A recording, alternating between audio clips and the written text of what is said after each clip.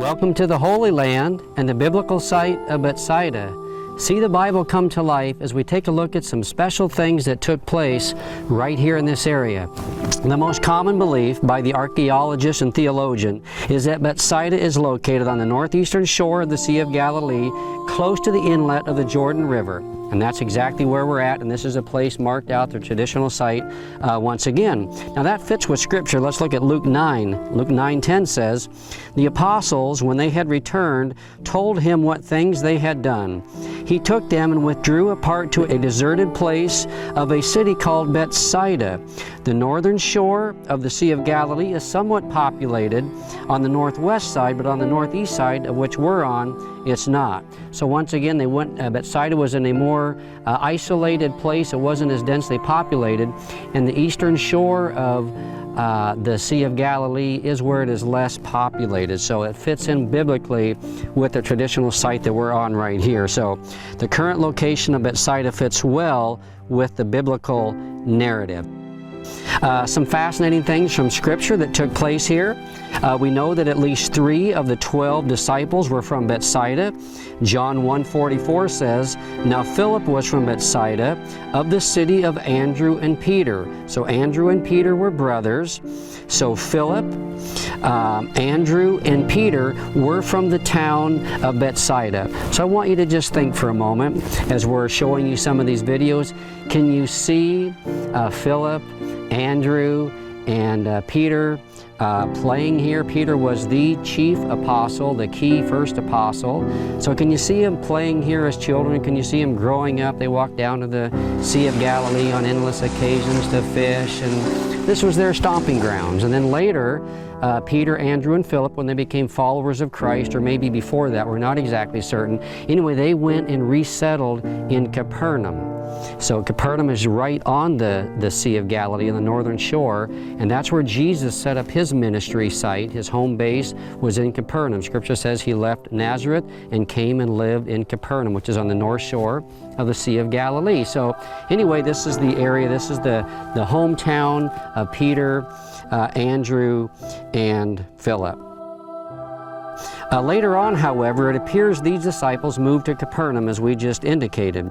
Mark 1:21 says, "And they went to Capernaum, and immediately on the Sabbath day they entered the synagogue and was teaching. And they were astonished at his teaching, for he taught them as one who had authority, and not as the scribes. And immediately there was in the synagogue a man with an unclean spirit, and he cried out, 'What have you to do with us, Jesus of Nazareth? Have you come to destroy us? I know who you are, the Holy One of God.' But Jesus rebuked them, saying, 'Be silent and come out of him.'" So the disciples with Jesus were in Capernaum, which was Jesus' hometown, where Peter and Philip and Andrew had resettled, and they cast out a demon. So in verse 29 it says, "And immediately they left the synagogue and entered the house of Simon and Andrew with James and John." So we're just clarifying here that later on, after growing up here, Peter, James, and Andrew went and resettled in Capernaum, left their hometown of Bethsaida here. Now right here in Bethsaida, Jesus performed a significant miracle. He healed a blind man here at Bethsaida. Mark 8:22 says, "And they came to Bethsaida, and some people brought to him a blind man and begged him to touch him. And he took the blind man by the hand and led him out of the village. And when he had spit on his eyes and laid his hands on him, he asked him, 'Do you see anything?'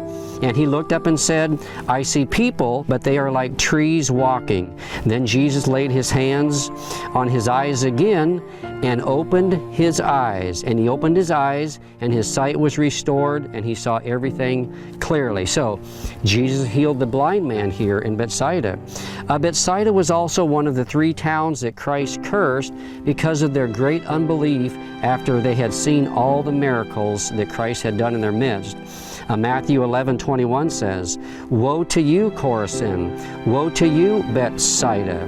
For if the mighty works had been done in Tyre and Sidon, which were done in you, they would have repented long ago in sackcloth and ashes. So Christ did the majority of his miracles on the northern shore of the Sea of Galilee, and Bethsaida is on the eastern side of the northern shore. So from looking from the south to west, Bethsaida would be at about 1 o'clock or about 12:30 on your view looking north.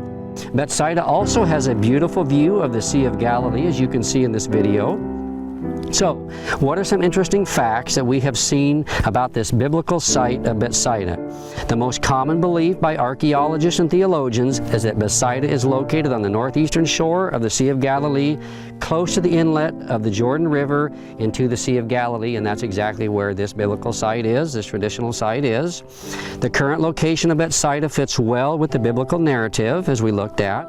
And Bethsaida was a fishing village with several hundred inhabitants during the time of Christ. It was not a large community, but it was had a significant amount of people.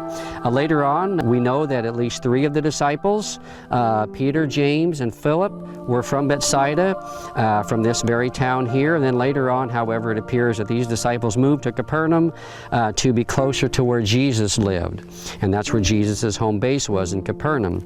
And Bethsaida was one of the 3 towns that Jesus cursed because of their great unbelief in him after he had done all their miracles. And then once again, as you can see, Bethsaida has a wonderful view of the Sea of Galilee. So very many interesting things happened here in Bethsaida. It's a cursed town, and as you can see in this video, there's no one here.